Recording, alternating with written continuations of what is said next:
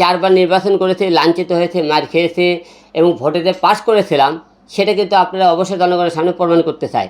এবং মনে করেন যেহেতু মনে করেন আওয়ামী লীগের আমলে নির্বাচন করে একজনকে ফিরিয়ে দেওয়া হয়েছে, তাহলে আমাকে কেন দেওয়া হবে না? এই জন্যই ফিরে চাইছি। এখন এমপি নির্বাচন যদি আমাকে ফিরিয়ে দেওয়া হয়, তা আমি তো আমার সম্মানটা ফিরে পেলাম। যে হিরো আলম এই দেশের নির্বাচন করে এমপি হয়েছিল, আমি আমার সম্মান চাই, তাই হিরো আলম এমপি হয়েছিল। 1 2 নম্বর, এমপি ঘোষণা হওয়ার পরে যেহেতু সংসদ এখন নাই, আমরাও জানি এখন কোনো মনে করেন সংসদের কাজ নেই, এমপি মন্ত্রী কেউ নাই। আচ্ছা, তাহলে এমপি মন্ত্রী সংসদ নাই, এর মধ্যে আবার পিছনের কথা একটু আসতে হয়। তো মেয়র পদে মনে করেন হলে তারা ইশরাক ভাইকে কেন দিল? সে কী করবে?